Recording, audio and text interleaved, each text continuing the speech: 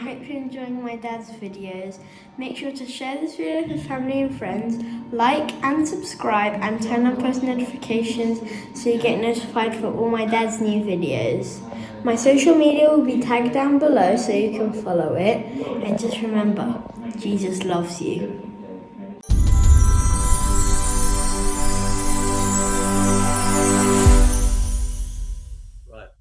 Good morning and welcome, and today I'm joined by Sasha Stone. Welcome, Sasha. Good to see you, Charles. Good to see you too. I've been following you for quite a while now and been fascinated by the depth of knowledge that you have in a very difficult time right now. A difficult time and a beautiful time. I think it really rather depends on the lens we're wearing. Yeah. I think that's very, very true. It's difficult for some people, and our job has been to try and enlighten them and to show them what is really happening to take away their fear. Because most of the mainstream media and the government are creating huge amounts of fear. And people like yourself and myself have been blessed with an insight into where we're going. Well, there's that, but there's also, I think, an innate sensibility amongst many people, which is being summoned during this bizarre vaudeville that we're being orchestrated, and that's a resilience to bullshit. And so people who, in a sense, have already done some measure of inner work, I think, are finding that this is a very necessary and, in a sense, a beautiful journey of discovery for the rest of the world. I've spent many, many years wondering how the meta-psychological breakdown would happen. We all knew it had to happen. How do you end 6,500 years of blood cultism? Apparently, this is how it comes to an end before some kind of a rebirth, you know? Yeah, I think that's very important. This is, and I've noticed a lot recently, people go, when is this going to end? When is it going to end? And you go, with respect, Donald Trump started this about, well, a lot further back, but we've been in lockdown for 4 months. It's good to remember the Second World War lasted 5.5 years, and this is actually, this is a far bigger job, and we're nearly done in 4 months. And we're moaning like babies, you know, or some people are. Right. He's done a tremendous amount of work in those 4 months behind the scenes. I believe so. I'm sticking with that. I mean, I've done as much analytic on the entire saga as I've been capable of doing, and I'm pretty well informed from somewhat behind the veil as you are. And thus far, all I can see is a man surrounded by a group of military intelligence scouts who are not just committed to their own national recovery from insanity, but they're also taking the mantle on for the greater good of humankind, from what I can see. And I've not seen anything other than that. There are a few odd playing cards in Trump's hand that are very confusing to people, you know, and that's why they think that this must be a double disinformation, inversion, logic, bluff game. But you've just got to stick with the primary script, which is, what are the executive presidential orders that he's enacting? Where is he putting the presidential pen? How is he facing down a highly Saturnian mainstream media and speaking truth to that false power on a daily basis? That's what I'm following. That's what I'm looking at. I'm not trying to be too clever. You can't play 5D chess with the devil, and we're in devilish times. I totally agree with you.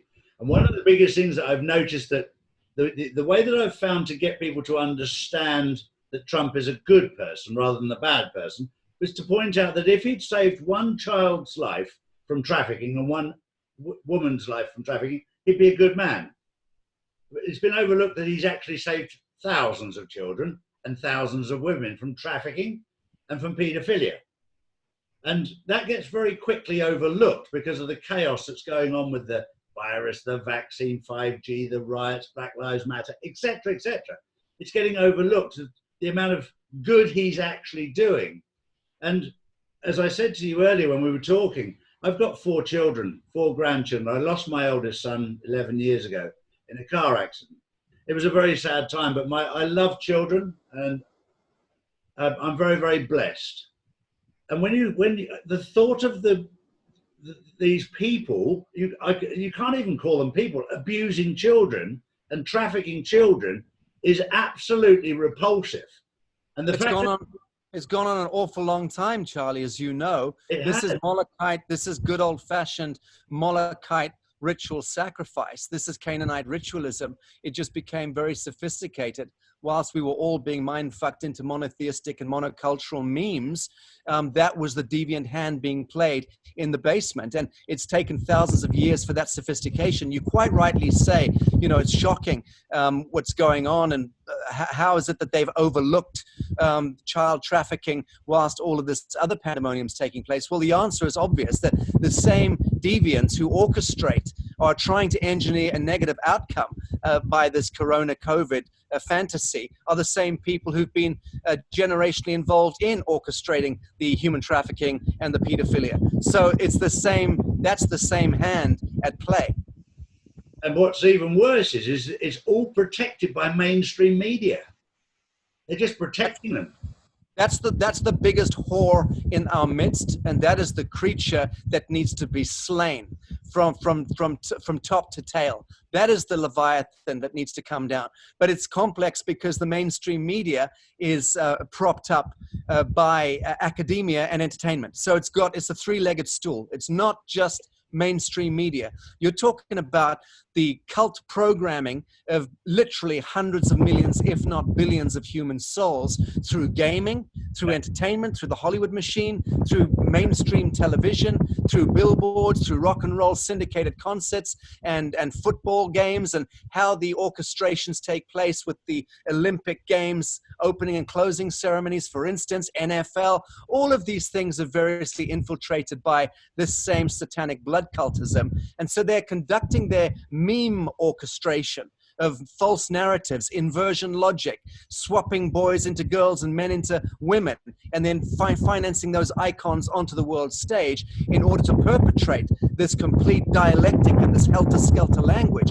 And that helter-skelter throws the entire planetary social ecology into dissonance, civilizational cognitive dissonance. And when you've managed to create that dissonance, you can then install a unilateral software program, and that, of course, is what these same Sabbateans are intending to do. Exactly right. The one thing that I've noticed from my intel as well now, I can see the days of Q coming to an end, and Trump is actually creating a new way of informing people. He's got a group of 7 people who work within the White House. Sorry, a group in the White House that are going to let out information to 7 people on social media that they trust. So we'll have 7 sources of information from behind the scenes, and it'll be interpreted that way rather than press briefings, because he knows every press briefing he does, you know, Kayleigh McEnany, she goes out there and she does an amazing job. But the minute it gets onto the television, it comes out completely different from what has actually been said. And when you watch what's being said and what gets onto the television, it's 2 completely different things.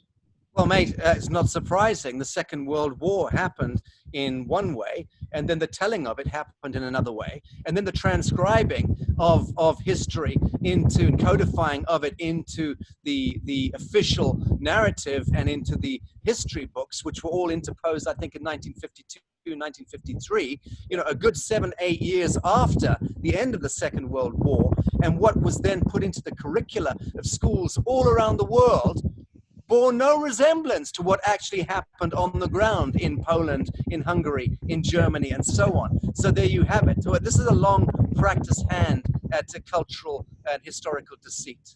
Yeah, it is. And the one thing that I've learned when I'm trying to find out the truth, I look at all the different aspects, and then I look inside myself and try and establish if my compass, my moral compass, is accurate to give me what the actual truth is based on the evidence I've got. And that's helped me an awful lot. There's been times where I go back to what my parents and grandparents said: if it looks like shit and it smells like shit, it's probably shit. Well, my grandmother was a little more composed. She said, if it walks like a duck and quacks like a duck, it's a duck. Exactly. That's exactly the same philosophy, isn't it? And I point out to people, if you look back in history, nowadays everybody goes on to Google. When I was younger, I'm 60 years old. When I was younger, I used to go to my grandparents and they get out the Encyclopedia Britannica. And if we couldn't find it in that, we asked Grandma because she knew. Very good. But nowadays we've got Google, it makes it so much easier. But I also think that now's the time that if we want to establish truth, now's the time we go back to our parents and our grandparents and ask them, because they're not as daft as we make out. And I pointed out yesterday that it's only in the Western world that we have this thing that when people get old, we stick them in an old people's home. It doesn't happen in the Far East, in the Middle East. No, indeed, and that is a particularly tragic defilement of what is innate in the familial instinct, which is to love our babies into this world and to love our oldies out of this world. And they should all be taking place under a baobab tree in the back garden or in the living room. And there should never be this culture of transporting elderly people into homes. It's a travesty. And I'll tell you, I don't think there's an indigenous culture in the world that would sanction that. No. It is very, very sinister stuff. And of course, one is very sympathetic with good sons and daughters out there who themselves are either middle-aged or entering into their own old age when their aged parents are infirm and peeing on the carpet. And of course, it's a sad syndrome. And many of those people themselves having a hard enough time just getting through their own lives. So we live in the West in a culture which doesn't make it easy for people to keep the aged and the infirm at home. But nonetheless, I would suggest that when we recall that the single most sacred thing in this world is relationship, that we should rearrange the furniture of our lives to suit that a tapestry and to see that tapestry through from birth to death. There is really ultimately no excuse. It's rather like the same conversation I have with countless people about paying taxes. I say, well, respectfully, you have no real right to complain beyond a certain velocity about the status quo if you're paying your tax dollars into the creature that is devouring you, into war, disease, and poverty, because that's all that personal income taxes is doing. I always draw a distinction between personal income tax and commercial taxes or value taxes or business taxes, which I have no problem with paying that. I think that's also a screwed up game, as you know, of all people. You're a man who's very, very trained in the fiduciary traditions, and you understand about the fudging, the hedging, the deceptions, and the shuffling of the deck that happens with the economics and finances. But notwithstanding all of that, we ought not to be paying our coin unto Caesar if Caesar is the creature that is defiling our human traditions and our culture, our families, and running amok, which it is. I could not agree more. You know, we're feeding the beast, and we have done for so long, and it's time now to stand up against it, which Donald Trump is actually leading that. And the one thing that I learned, because right at the start of this, I was interested in, because of the people I was mixing with, as to who was actually alongside Trump and who was behind him.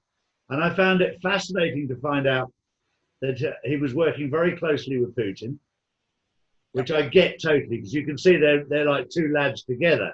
No question about that. That's gone on for years. Correct.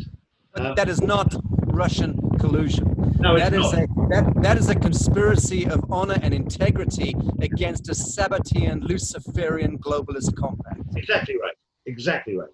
He's very close to Chairman Xi in China, Xi Jinping, Correct. and also to Modi in India. And the four of them are working very closely together on getting rid of the deep state and the cabals around the world. And from what I understand as well, they're also providing, the other three are providing extra protection for him, which is obviously needed, because the deep state have made it very, very clear that if they can't indict him and if they can't arrest him, they'll have to kill him, because they can see their power slipping through their fingers. Well, good luck with that. Good luck with that little ploy. Somehow I think that the Christed light that is issuing throughout the world will put paid to that little fantasy of theirs. Yeah, I think so too. And it must have been about 10 weeks ago, I was told by somebody on the inside we were past the critical phase, which I'm looking at it now and going, really? So we passed it 10 weeks ago and it's looking like this right now. And I was speaking to David Rodriguez, Nino Rodriguez, the boxer, and he said we're in the days where you've virtually knocked the boxer out, but he's throwing what we call haymakers. But he said if one of them connects, it's going to hurt, but it's not going to knock you out. Well, I've used a different analogy, Charlie, actually for the last few years, because I've been somewhat predicting this scenario, this kind of cataclysmic scenario for many years. But the analogy I was using was that of a rhinoceros charging towards us. And I believe that we took out its brain. We put a bullet in the brain years ago. Yeah. And I believe it's actually more or less brain dead, but it's still charging towards us through the laws of entropy.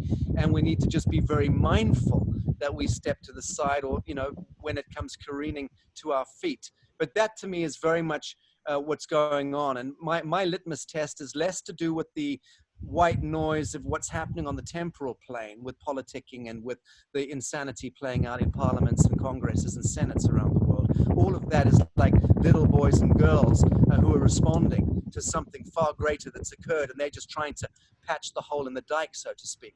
So, but my litmus is taken from more of a metaphysical dimension or perspective, and that's where I do my readings. And that, of course, is where one can, using the inner logic, the psionic or the intuitive intelligence, that is where, if we increasingly entrain ourselves within that inner lens, that is where we actually divine the truth of things way before it happens, and not by reading newspapers, obviously, or looking at the billboards, or all of the mindfuckery that's going on. So yeah, the more people are withdrawing into that own sense of self actualization, I think that's the critical key. That's the holy grail right now. That's the Solomon's key to our woes, is how many humans can at the collective level flame that collective awakening through the psionic intelligence, and then be able to read these Babylonian moves way before they happen.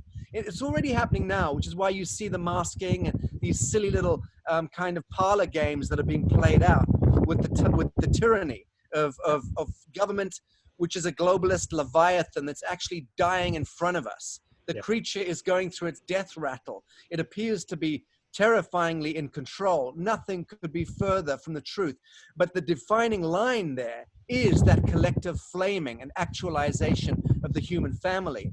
To be able to all stand up and go, enough of this parlor game. I won't be wearing a mask, thank you very much. In fact, I'll be going off to find myself a good piece of rope made in America, preferably, and not in China, and I will be looking for the market square and the next public official who is breaching their goddamn mandate with me and my family and my community. And we'll be coming for you, you sons of bitches. Excuse my language, Charlie, but it's coming down to that kind of just defiance of fathers, brothers, and sons standing up in households to protect the women folk.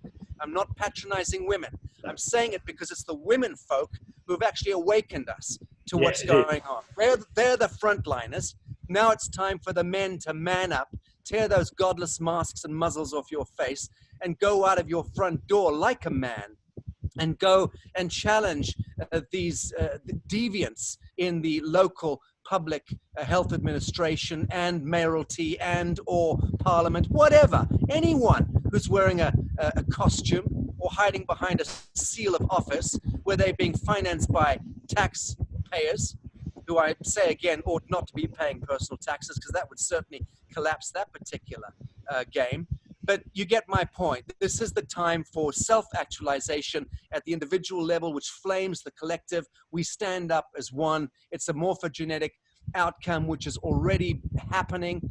But let's just end this parlor game sooner rather than later, because there's a lot of collateral hurt and damage. When you consider old people dying in old age homes who want to be in the embrace of their family in their last days, but are prohibited from being so, that is a travesty that we will never recover from.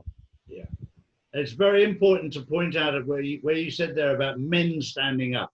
This is not about physical strength. This is about mental strength and having a backbone. It's not about, big muscle men. It's about being strong mentally up against these evils. And Oh, I'm standing up for what's right.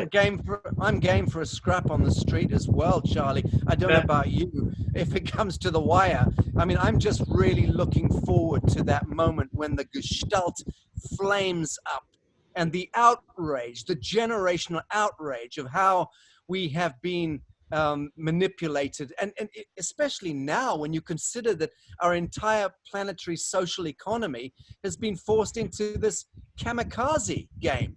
Yeah. It's like that skit in Life of Brian with Monty Python, if you remember, with the guys came to rescue Jesus on the cross, and they were all wearing their kamikaze outfits. They all killed themselves in front of him and fell over dead. Ugh! What's Yeah. happening, people? Stop killing your own businesses. Yeah. Yeah. No, I couldn't agree more. It's a fascinating time we're living in, and but I've said on many occasions, I've never ever felt so happy inside. Good man, me too. Very Felt good. so peaceful and so restful, and Beautiful. just so happy. Well, you know what the liberal intellectuals would say, Charlie, that that you've lost the plot, that Yeah. you've drunk the Kool-Aid, Yeah. that you're the one who's in the dream spell. Yeah. Alas, that's where we're at, this bizarre dialectic between the liberal intellectual class, who I've said for years is the gravest threat facing humankind. Yeah. Those people who are gibbering on their over their porcelain plates at their fancy dining tables on the east and west coast of the United States of America, and the well-heeled folks, more or less liberal intellectuals in Europe, who've all been part of that generational game of propping each other up in their dirty little boys clubs. And it's that's what's collapsing, and that's why they're screaming. In the same way that the liberal intellectuals in Moscow and St. Petersburg despise Vladimir Putin, because why? Because he slashed their carotid artery when he took power, because they were bleeding the good people of the Soviet Union for generations, and he ended that, and threw Khodorkovsky and his ilk into prison, exiled Abramovich and my old mate Berezovsky and all the rest of them, exiled them and pulled the assets back in and is about to repurpose those assets to the good people of Russia. And why aren't the West why is the Washington Post and the New York Times not talking about the fact that Vladimir Putin, the first leader of a super state, managing to get his country out of debt to the IMF? That's historic. Yes, totally. Well, we're moving beautifully into the Great Awakening, and you've been awake a lot longer than most people. Where did your journey start? Well, I've been irreverent for a lot longer than most people, and I think that's the blessing of my particular bohemian existence. I appreciate that it offends some people because I don't conform to any of the normal tram lines that have been set. I've had a tremendous sense of irreverence to imposed authority. I've got no problem with good governance, good leadership. God knows I welcome it. We need it, but we don't have it. That's the problem. Yeah. All we've got is little gray men and women who get funneled into positions of power. This is the technocratic class who are that's the real deviancy in our world, because that's the intercessionary echelon. These are the interlopers, the interceders. These are the ones who are interposing a false reality into an otherwise organic, sentient field of expression, which all humans should be born to surf and enjoy and explore and delight in life. But as you know, you've been around long enough, so have I, since the 60s, 70s, 80s, that innocence has just been eroded to the point where now we're popped out of the womb, and the minute we're registered and dispatched as the indentured to the state, we are vaccinated with dozens and dozens of vaccines as kids. Certainly in America, that's the case. And we're then programmed. The cult programming begins at the age of 3. Mummy and Daddy are both now at work paying the tax man. That was just a deft little trick by the Sabbateans, Women's Lib and all of that. Was all about just getting mothers out of the home and getting the kids torn off the tit of the mother and sent into institutional care, nursery schools, primary schools, all of that stuff. So that's just cult programming. So kids today don't have that same sense of, wow, there's a beautiful world out there. I wonder what I'm going to discover. And you go forth and try and make something of it. You don't even have that chance anymore. Now your life is delineated for you. You're born in Brixton, out on the outskirts of central Greater London, and you will likely be doing this or that for a vocation. And this is your income. That's your mum. That's your dad. You're going to die at the age of 50, between 50 and 60 of some cancer or other, because that's going to be programmed into the diet that you can afford and the healthcare that you can't afford. So that's what I'm talking about. It's the worst kind of cultural and social engineering has taken place through the Fabianists and sanctioned by the British government, and all of the corporation governments are sanctioning this. And now, of course, they're trying to interpose onto the human gene with their AI and their toxic little nanobots. Where does it end? Well, I think where it ends, hopefully, is Trump is putting an end to their little dream. And he seems to be winning this battle, if he's not already won it. I think he's already won it, I'll be honest with you, from the information I'm getting. Good to agree with you on this. I mean, it's very rare that I speak to somebody who corresponds on all these points. I couldn't agree more with you. I think the war is absolutely won. Yes, no concern. But for sure, there are battles that need to be won. No one quite knows what happened in the last 72 hours with the takedown of these munitions, by best accounts, munitions depots. That's a takedown of deep state assets, strategic takedown. Yeah. 6 prime locations, 6 nations, instantly. People were not there. Again, look at this. Had people not been quarantined or self-isolated, or, there would have been 10, 20, 30, 40 times more casualties, more than likely. I don't know what the toll is, but almost certainly what we saw in the last few days was the takedown of deep state assets. Yes, 100%. And the minute it happened in Beirut, in Lebanon, I looked at it and went, yeah, that wasn't an accident. No. And it didn't take too long before the facts started to drip out. Sure. Well, Sasha, it's been an absolute privilege to talk to you. And we'll have to do this again sometime, because we're on the same frequency, and it's very important that we get this positive message out about where we're going right now. Agreed on that score, Charlie. Thank you. It is. I was told very early on that I should get in contact with you by a number of people. And today I've had the privilege and honor to share our thoughts together. And I'd love to do this again sometime. Very happy to. Thank you, Charlie. Lovely meeting you. You too, Sasha. Many thanks. God bless you too.